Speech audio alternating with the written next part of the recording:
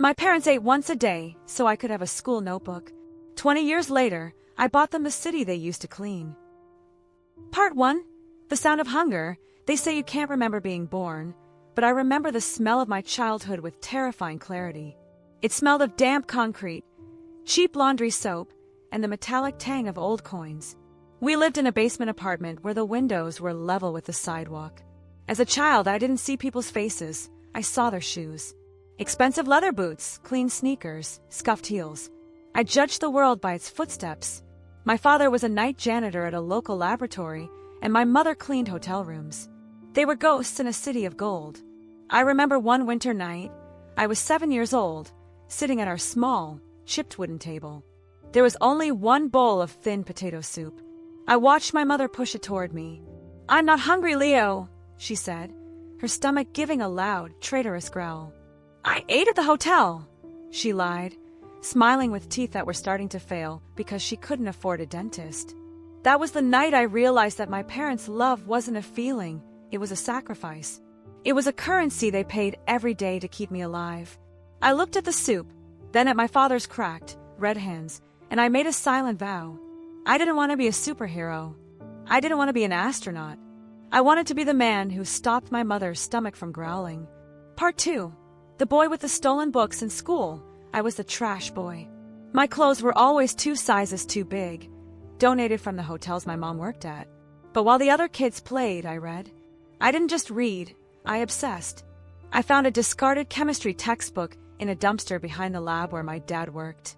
It was missing the cover, and the pages were yellowed, but to me, it was a map to another universe. I realized early on that science was the only magic that was real. If you understood the building blocks of the world, you could change them.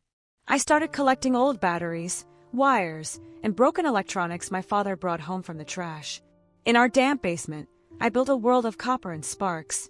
My father saw me one night, hunched over a circuit board I was trying to solder with a heated screwdriver. He didn't tell me to go to sleep.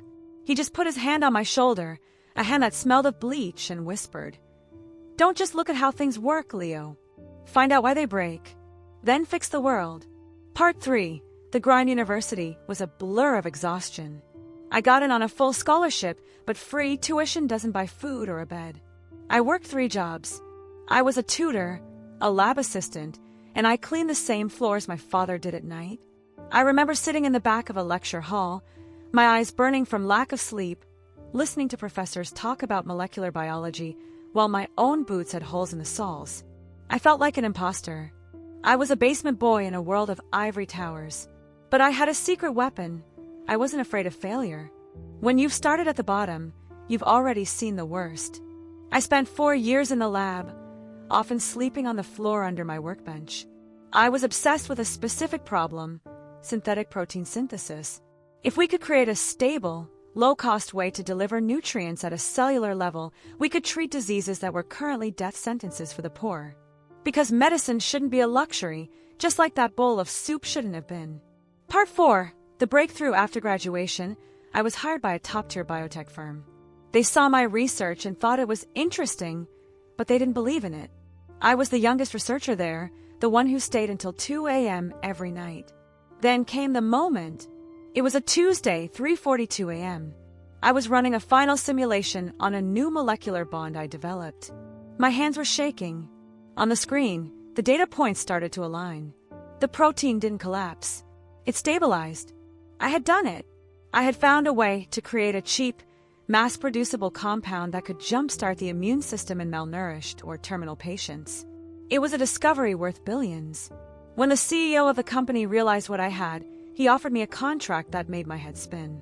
Stock options, a 7-figure salary, a signing bonus that was more money than my parents had earned in their entire lives combined.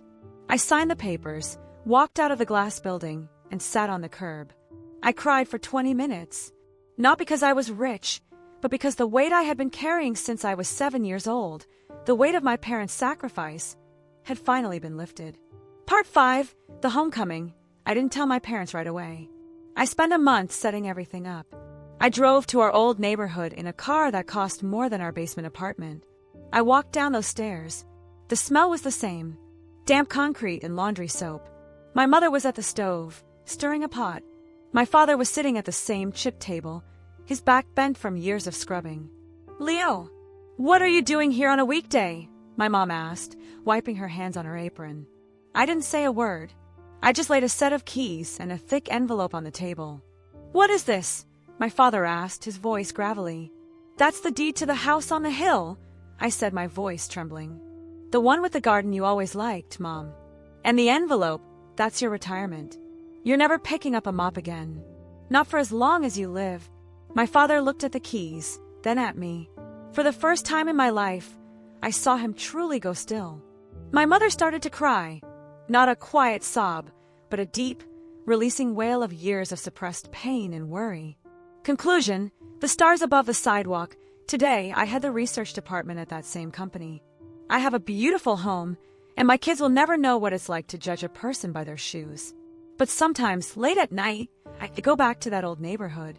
I stand on the sidewalk and look down at the basement windows.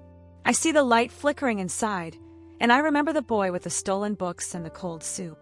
I didn't become a scientist because I was smart.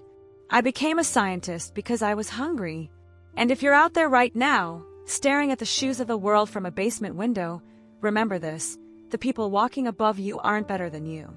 They're just ahead of you. Keep reading. Keep building. Because one day you won't just be looking at the world, you'll be the one fixing it.